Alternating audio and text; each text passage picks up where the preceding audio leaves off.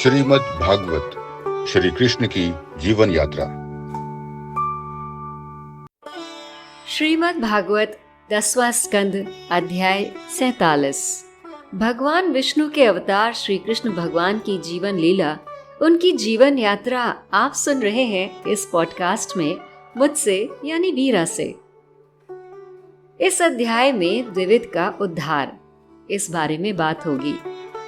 श्री सुखदेव जी जो कि परीक्षित को ये कथा सुना रहे थे, ये महापुराण सुना रहे थे, उन्होंने कहा कि परीक्षित, द्विविद नाम का एक वानर था।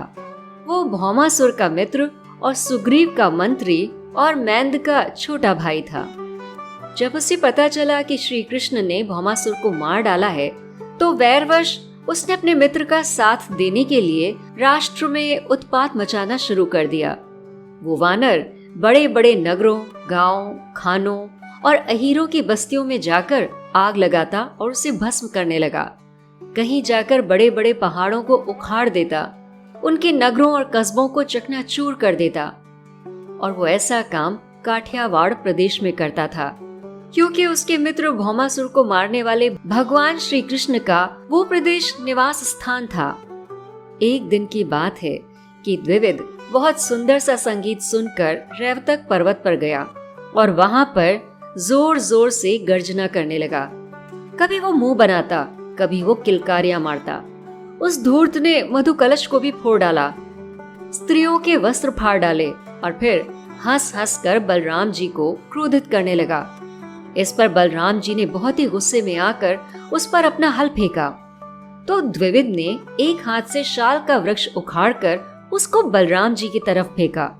बलराम जी ने उसके वार को बचाकर अपना सुनंद नाम का मूसल द्विविद के सर पर दे मारा और इससे उसका सर फट गया। द्विविद के गिरने से बड़े बड़े वृक्ष भी गिर पड़े और उसकी मृत्यु हो गई। द्विविद की मृत्यु हो जाने पर देवता बहुत खुश हो गए और उन्होंने बलराम जी के ऊपर फूलों की वर्षा की। द्विविद का वध करने के बाद बलराम जी वापस द्वारिका लौट आए और इसी के साथ अध्याय 47 समाप्त होता है। श्रीमद् भागवत 10वां स्कंद अध्याय 48।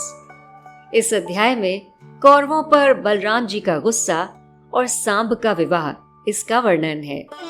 श्री सुखदेव जी ने परीक्षित से कहा कि परीक्षित, जामवती का पुत्र सांब स्वयंवर में से दुर्योधन की पुत्री लक्ष्मणा को हर लाया था।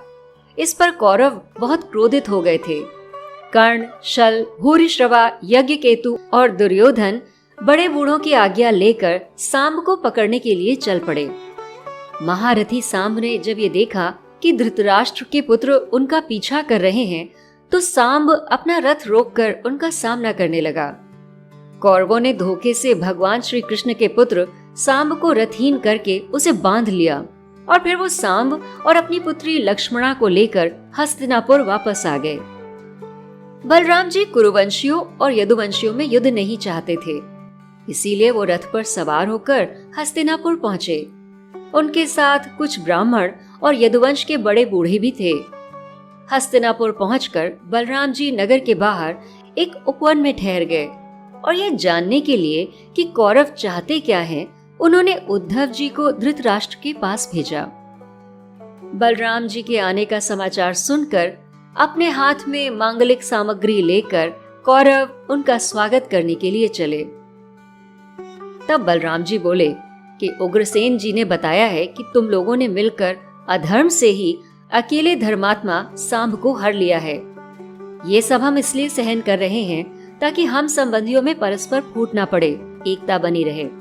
इसलिए मेरी आज्ञा है कि सांब और लक्ष्मणा, इन दोनों को हमारे पास वापस भेज दो।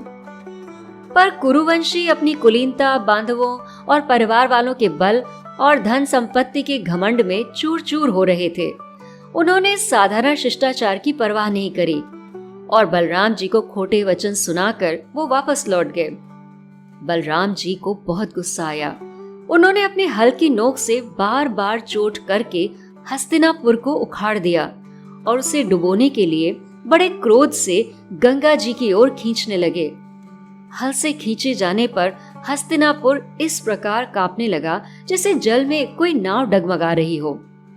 जब कौरवों ने देखा कि उनका नगर तो गंगा जी में गिर रहा है तो वो घबरा गए और फिर उन लोगों ने लक्ष्मणा के साथ साम को आगे किया और अपने प्राणों की रक्षा के लिए हाथ जोड़कर बलराम जी की शरण में गए। यदुवंश शिरोमणि बलराम जी ने नव दंपति लक्ष्मणा और साम को आशीर्वाद दिया और कौरवों को क्षमा कर दिया और वो वापस उन दोनों को लेकर द्वारिका आ गए।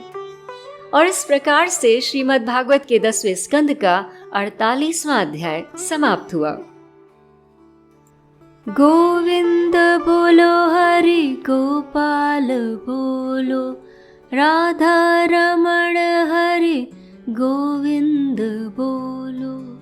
मेरे साथ बोलिए, ओम नमो भगवते वासुदेवाय, ओम नमो भगवते वासुदेवाय, ओम नमो भगवते वासुदेवाय।